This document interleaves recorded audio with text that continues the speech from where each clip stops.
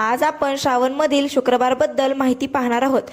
का करतात शुक्रवारी जीवती देवीची पूजा? काय आहे श्रावणी शुक्रवारचे महत्त्व व पौराणिक कथा? त्याचबरोबर त्यांचा मुलांच्या आयुष्याशी काय आहे संबंध?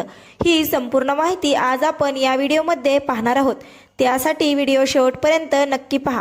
व्हिडिओ आवडल्यास व्हिडिओला लाईक आणि आपल्या चॅनलला सबस्क्राईब करायला विसरू नका. श्रावण महिना सुरू झाला की देवघराजवळ जीवतीचा किंवा जिवंतिकेचा कागद चिटकविला जातो.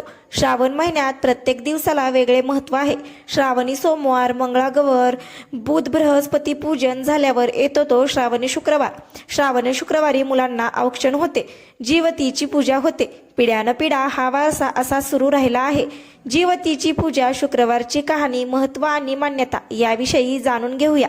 जरे जिवंतिके देवी बालयुक्ते प्रमोदिनी रक्षावृत्ते महाशक्ती पूर्ण कामे नमस्तुते हा श्लोक जिवंतीची पूजा करताना म्हटला जातो. श्रावणातल्या 4ही शुक्रवारी जीवतीची पूजा करतात. ही पूजा संतती रक्षणार्थ मानली जाते. जीवतीची पूजेसह कुलदेवी आणि लक्ष्मी मातेची पूजा करावी असे सांगितले जाते. या पूजेसाठी दुर्वा, फुले, आघाडीची पाने असणे आवश्यक मानले आहे. या तिन्हींची माळ करून ती जीवतीला घालावी. यासह 21 मण्याचे कापसाचे गेज वस्त्र घालावे. गंध, अक्षता व्हाव्यात. धूप दीप अर्पण करावे. साखरेचा, चुन्या फुटण्याचा आणि पुरणवरणाचा नैवेद्य दाखवावा. जीवतीची पूजा झाल्यानंतर घरातील मुलांना पाटावर बसवून त्यांचे औक्षण करावे. मुले परगावी असल्यास 4ही दिशांना औक्षण करून अक्षता टाकाव्या, म्हणजे परगावी असलेल्या मुलांचे औक्षण केल्यासारखे होईल. त्या दिवशी देवीची ओटी भरावी. आता आपण याबद्दलची पौराणिक कथा पाहणार आहोत. आटपाट नगर होतं. तिथे एक गरीब ब्राह्मण राहत होता. तो दारिद्र्याने फार पिडला होता. त्याची बायको शेजारणीच्या घरी एके दिवशी बसायला गेली. आपल्या गरिबीचं गाणं गायलं. शेजारणीनं तिला शुक्रवारचं व्रत सांगितलं. ती म्हणाली, बाई बाई, शुक्रवारचं व्रत कर. हे शुक्रवार तू श्रावणपासून धर. सारा दिवस उपवास करावा. संध्याकाळी शवासनीला बोलवावं. तिचे पाय धुवावे. तिला हळद कुंकू द्यावं. तिची ओटी भरावी. साखर घालून दूध प्यायला द्यावं. भाजलेल्या हरभऱ्याची खिरापत द्यावी. नंतर आपण जेवावं. याप्रमाणे वर्षभर करून नंतर त्याचं उद्यापन करावं असं सांगितलं. ही घरी आली, देवाची प्रार्थना केली व शुक्रवारचं व्रत करू लागली. त्याच गावात तिचा भाऊ राहत असे. तो एके दिवशी सहस्त्र भोजन घालू लागला. साऱ्या गावाला आमंत्रण केलं. बहिणीला काही बोलावलं नाही. ती गरीब, तिला बोलावलं तर लोक हसतील. पुढं दुसऱ्या दिवशी सारे भावाकडे ब्राह्मणाचे थवेच्या थवे येत आहेत. पोटभर जेवित आहेत. बहिणीनं विचार केला, आपला भाऊ सहस्त्र भोजन घालतो आहे. बोलवणं करायला विसरला असेल तर आपल्या भावाच्या घरी जायला काही हरकत नाही असा मनात विचार केला. सोहळे नेसली, बरोबर मुलांना घेतलं आणि भावाच्या घरी गेली. पुष्कळ पानं मांडली होती. एका पानावर जाऊन बसली. शेजारच्या पानावर मुलांना बसवलं. सर्व पानं भरली. सारं वाढणं झालं तेव्हा तिच्या भावानं तूप वाढायला घेतलं. वाढता वाढता तिच्या पाशी आला. ती खाली मान घालून बसली होती. तिला हाक मारली, ताई ताई, तुला वस्त्र नाही, पात्र नाही, दाग नाही, दागिना नाही. तुझ्याकडे पाहून सगळे लोक हसतात. ह्यामुळे मी तुला काही बोलावलं नाही. आज तू जेवायला आलीस ती आलीस, आता उद्या येऊ नको असं सांगून पुढे गेला. ही आपली तशीच जेवली. हिरमुसलेलं तोंड केलं. मुलांना घेऊन घरी आली. दुसरे दिवशी मुलं म्हणू लागली, आई आई, मामाकडे जेवायला चला. बहिणीनं विचार केला, कसा झाला तरी आपला भाऊच आहे. बोलला म्हणून काय झालं? आपली गरिबी आहे तर आपल्याला ऐकून घेतलंच पाहिजे.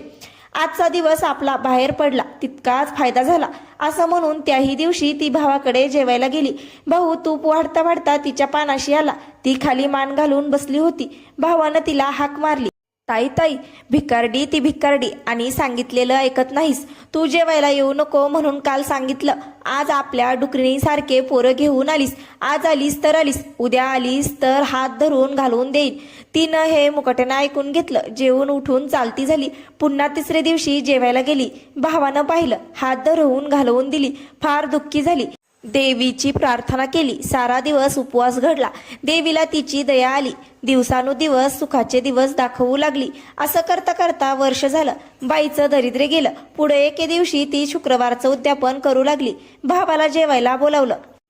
भाऊ मनात ओशाळा झाला. बहिणीला म्हणू लागला, ताई ताई, तू उद्या आली नाहीस तर मी तुझ्या घरी येणार नाही. बहिणीनं बरं म्हटलं. भावाच्या मनातलं कारण जाणलं. दुसऱ्या दिवशी लवकर उठली. वेणीफणी केली. दागदागिने लिहिली. उंची पैठणी नेसली आणि भावाकडं जेवायला गेली. तो भाऊ ताट वाट पाहत होता. ताई आली तशी तिचा हात धरला, पाटावर बसवलं, पाय धुवायला ऊन पाणी दिलं, पाय पुसायला फडकं दिलं. इतक्या जेवायची पानं वाढली. ताईचं पान आपल्या शेजारी मांडलं. भाऊ जेवायला बसला. ताईनं आपली शाल जोडी काढून बसल्या पाठी ठेवली. भाऊ पाहू लागला.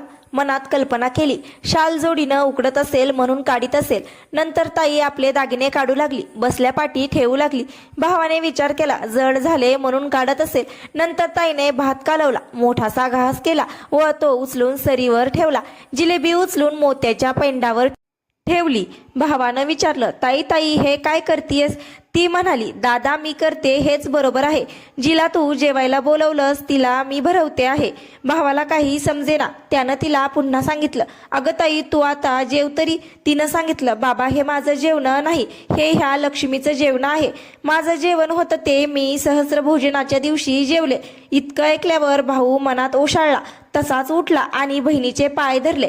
झाल्या अपराधाची क्षमा मागितली. बहिणीनं क्षमा केलं. नंतर दोघेजण जेवली. मनातली आढी काढून टाकली. दोघांनी देवीचे आभार मानले. भाऊ बहिणीकडे जेवायला गेला. तिला आनंद झाला. देवीनं जसं तिला समर्थ करून आनंदी केलं तसं तुम्हा आम्हा करो. ही 60 उत्तराची कहाणी 5 उत्तरी सपूळ संपूर्ण. तर मैत्रिणींनो, आज आपण जीविती देवीची श्रावणी शुक्रवारची संपूर्ण माहिती पाहिलेली आहे. तुम्हाला ही माहिती कशी वाटली? तुम्हाला माहित होती का ही संपूर्ण माहिती? कमेंट करून नक्की सांगा. आवडल्यास व्हिडिओला लाईक नक्की करा आणि आपल्या मैत्रिणींनाही शेअर करा. तुम्ही जर आपल्या चॅनलवर नवीन असाल तर चॅनलला सबस्क्राईब करायला विसरू नका. तुमच्या आपल्या छोट्याशा यूट्यूब कुटुंबामध्ये खूप खूप स्वागत. भेटूयात अशाच माहितीपूर्ण व्हिडिओमध्ये. तोपर्यंत धन्यवाद.